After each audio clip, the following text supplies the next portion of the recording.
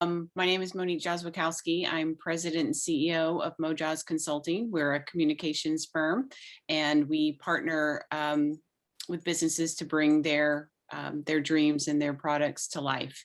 So that being said, I'm here interviewing my good friend, Vivian Acquah, and I won't steal her thunder by letting her introduce herself, but we're working together on Amplify DEI, which is an amazing leadership event that's going to be happening at the end of this year. And so this is just a conversation with Vivian. So yeah. Vivian, take it away. Give us some introductions and a little bit about what you do. Yeah, thank you, Monique, for the introduction. I'll keep it simple because I can, say the professionally thing, but I think what the work that I do, especially within workplace wellness, but also within the diversity, equity, and inclusion space, is basically I'm putting out fires.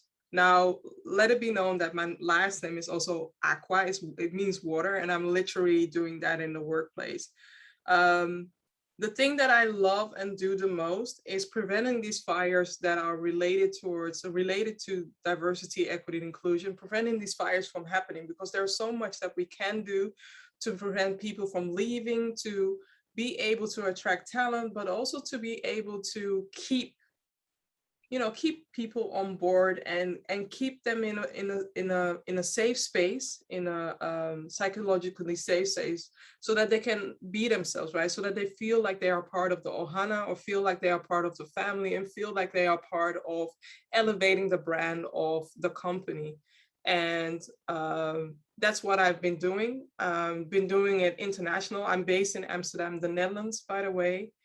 I have a lovely son, but also a lovely partner. But my son is the reason why this journey started. Great. Well, that's a wonderful segue into beginning your story. So I know a little bit about you and Orlando, who is just absolutely adorable.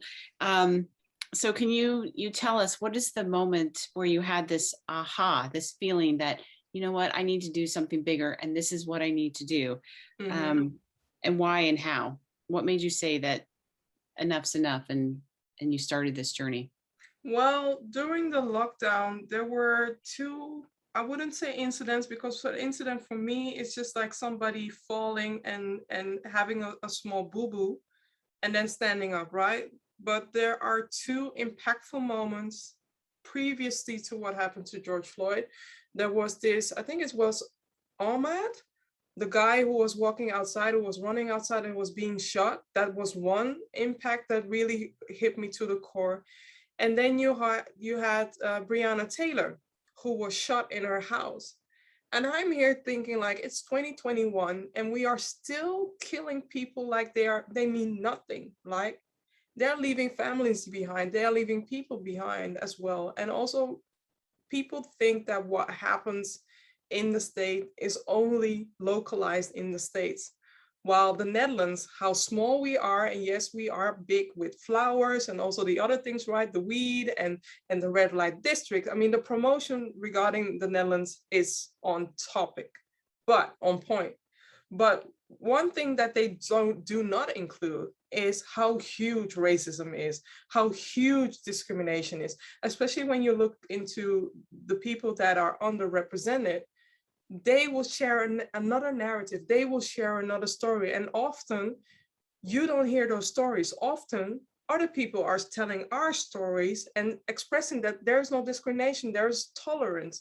We are progressive, the Dutch are progressive, but we are progressive to a point where we don't talk about history. We don't want to talk about history, because talking about history is opening Pandora's box. And what happened to George Floyd for me was the third incident within a short amount of time, where I felt like if I was in the States or everywhere somewhere else, my life doesn't matter.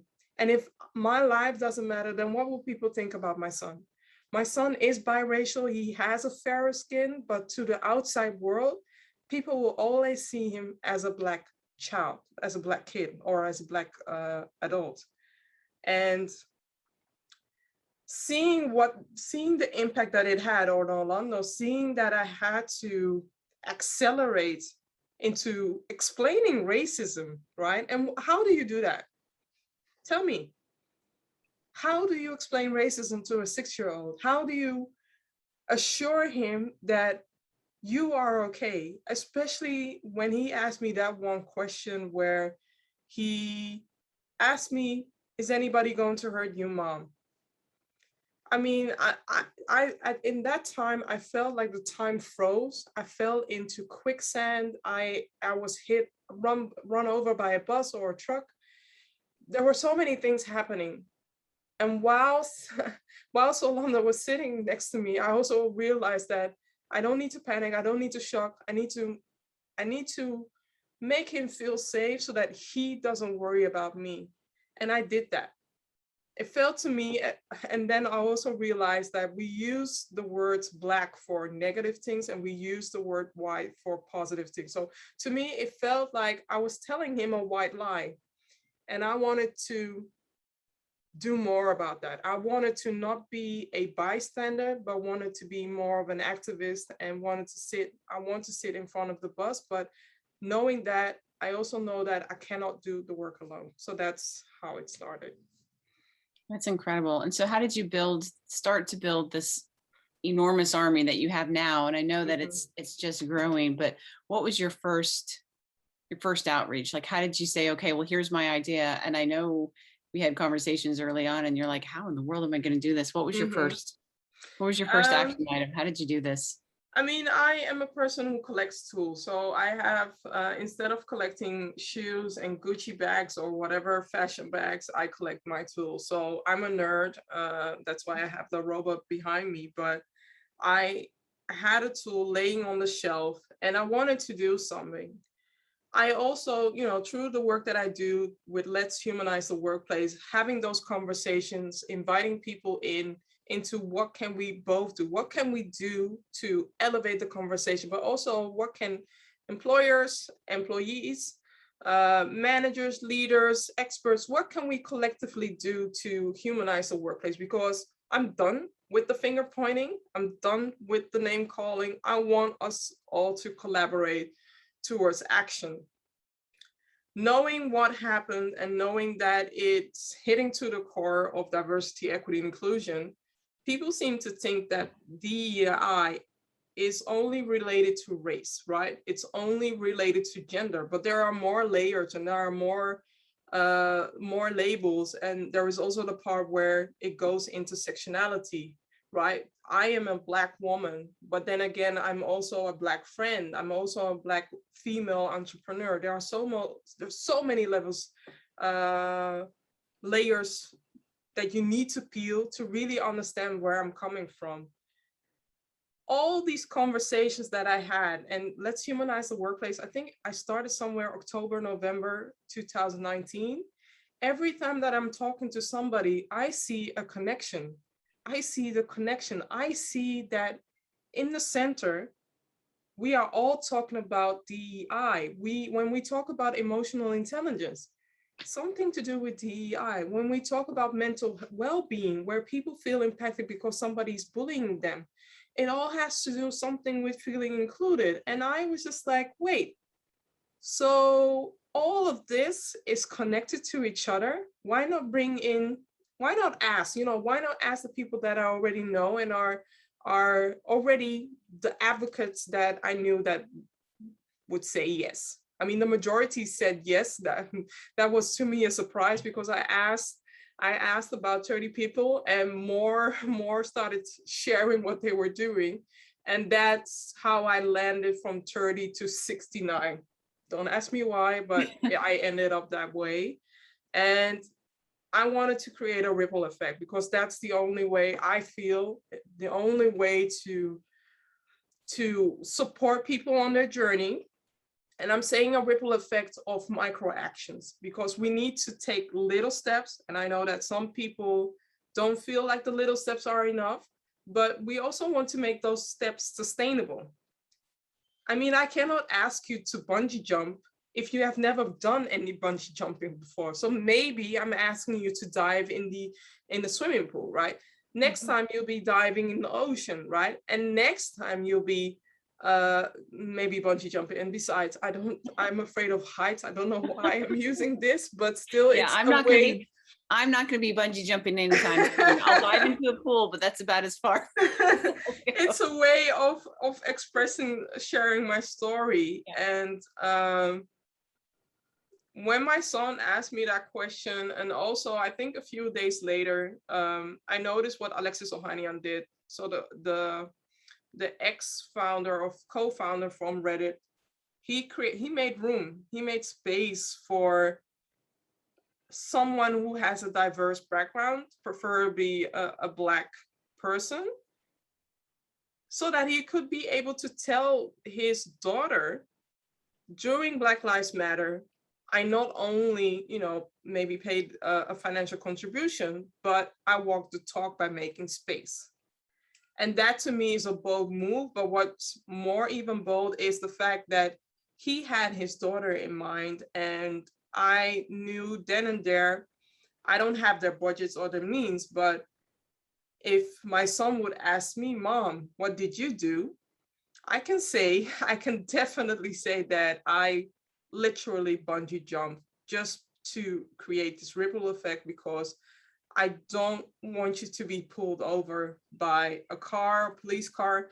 I don't want you to be seen less just because of the color of your skin. And I don't want you never, ever, ever to doubt yourself just because other people are not seeing your lights, your power. And the reason why I'm saying that, and I'm almost crying, but I've been through that. I've been in those situations where people would doubt me, people would make me smaller. And also it hurts. I mean, I went to therapy, I went to coaching, and with the work that I'm doing, sometimes, I'm opening up a little pieces of that Pandora's box, but it hurts. And realizing that hurt really impacted me, I don't want my son to hurt like that anymore. I don't want my son to hurt. I don't want any kid to feel and hurt the way that I felt, that pain. Well, thanks for sharing. I know that's brave. Thanks for sharing that, Vivian. That gave me goosebumps. So tell us a little bit about Orlando. I mean, when he sees what you're doing or hears what you're doing or looks at you, I mean, how does he verbalize this? What are his reactions? I mean, I know he's got the coolest mom, but yeah, the pity is he only knows Dutch, so he knows now that Amplify DEI has to do with the question that he asked with George Floyd, and he was honored, right? He was just like, wow, you're doing this, but he doesn't understand the magnitude of this summit, the magnitude of the question that he created so that his mother could be able to pay it forward and connect with other people so that they can pay it forward and connect with other people and inspire other people. One central thing that I noticed during the George Floyd protest is there is an international pain. Internationally, a lot of people are being hurt just because of racism, discrimination, or just because they are different, they think differently, they look differently, they act differently. And come on, we are telling our kids to make friends, to be themselves, and to be the best that they can, and not to bully. But then again, when we become adults, we make it worse. We cut. They say paper cuts are painful, but when human beings are very ugly, treating somebody like they don't matter, it's painful. It's painful because I've been in dark places where I wish I wasn't there anymore. And my son kept me alive. Becoming a mother kept me alive.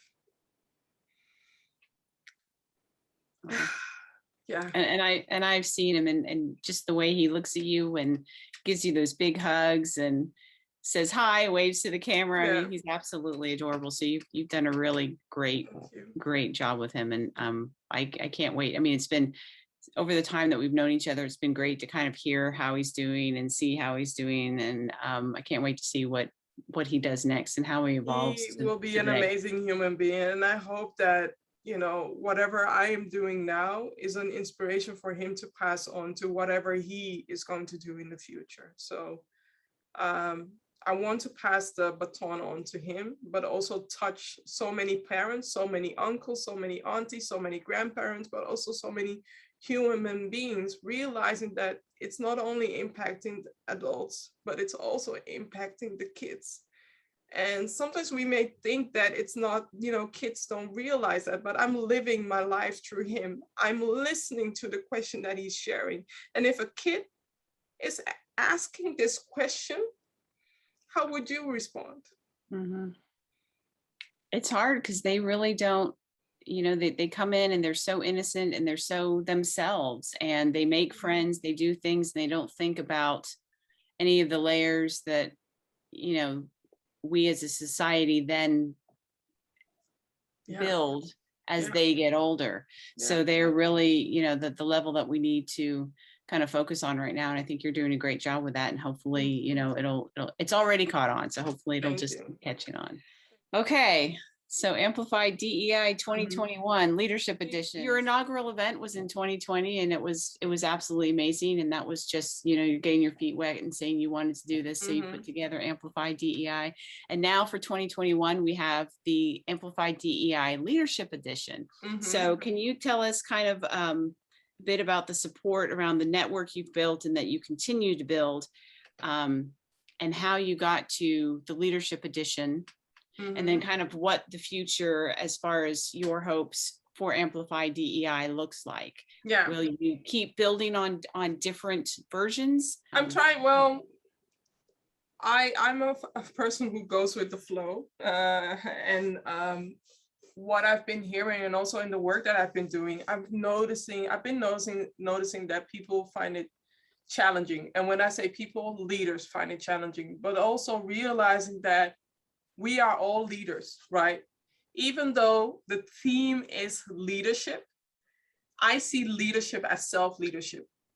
I see us activating ourselves to amplify DEI. And whether I'm changing the theme to another theme, I don't know. I feel like for the upcoming years, the leadership theme is appropriate because it's needed. It's needed. There are a lot of leaders out there, managers out there, but also self-leaders out there who don't yet understand why diversity, equity is important, or who don't want to understand why it is important, or who are fearful. And with Amplify DEI, I want people to feel welcome, that they can initiate their journey, activate their journey from whatever comfort zone they are willing to start. We sometimes want, and I mean the we as in the people that are coming from minority groups. Of course, I wanted to have the change 20 years ago, but we also have to realize that, let's say a lot of people aren't aware or the challenges that others are facing, right? And by doing this, by welcoming them, but also having real to real conversations, I want people to connect on a personal level with the speakers as well, but that's also one of the reasons why I am doing the behind the scenes, because nobody knows them and nobody knows me as well. And I want to open it up. How can we raise awareness when we don't start to have these personal conversations with each other, where we open up a safe space where people are allowed to be themselves and are not seen as whistleblowers when they open their mouth.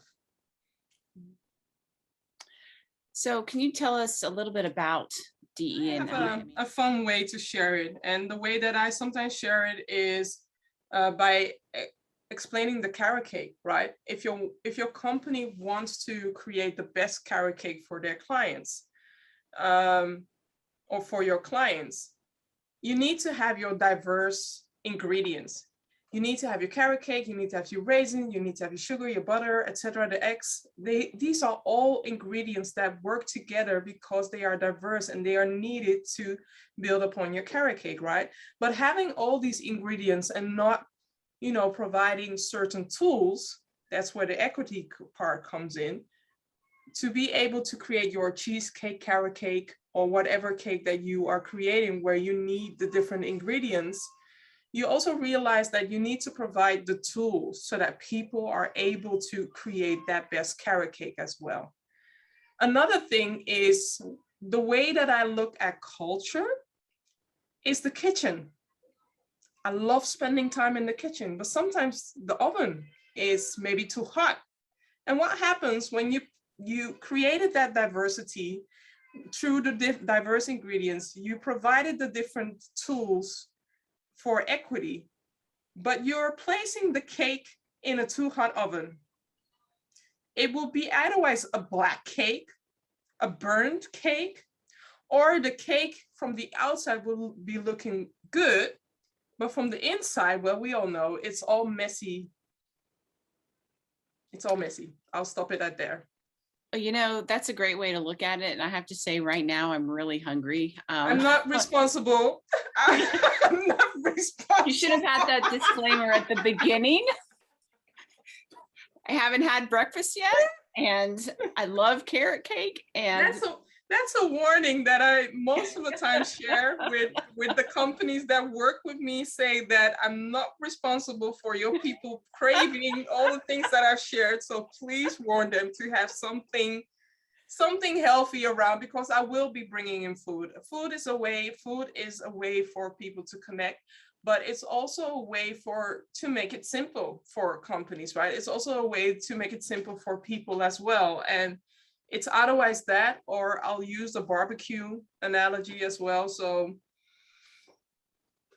that's my way of explaining diversity, equity, and inclusion, because we all know the Netflix version with Verne Meyers, where, you know, being danced, being invited, etc. But I want to bring in the carrot cake, the food element in it, because it explains all the different layers that are needed to build towards belonging in the workplace. I love that. And some companies haven't quite gotten to the equity part of it. A lot of them have been really focused on the diversity and inclusion aspect, which is fantastic, but without equity, and equity in this case can mean that your company is providing a mentorship program where people who are maybe middle management can become a senior manager, or can become a partner, or can excel in different ways. I want us all to work towards a way where we are all crafting our career journey, where you can see, okay, this is where I want to be in the upcoming 3 years. How can I support you in your journey? What can I do? Who do I need to connect to?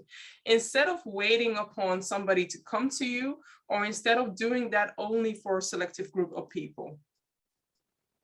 That's wonderful. Is there anything else in closing, Vivian, that you want to share, that you want to reemphasize, or anything? I want people to challenge themselves. I want you to challenge yourself for every quarter. Do something to elevate the conversation. Do something to educate yourself. Do something whereas you as an individual are tangoing in and out your comfort zone, but tangoing towards inclusion as well. Well, thank you, Vivian. I really appreciate it, and absolute best of luck with the upcoming Amplify DEI Leadership Edition, and look forward to September 27th through 29th. It'll be all over LinkedIn and other social media, so stay tuned. Thank you.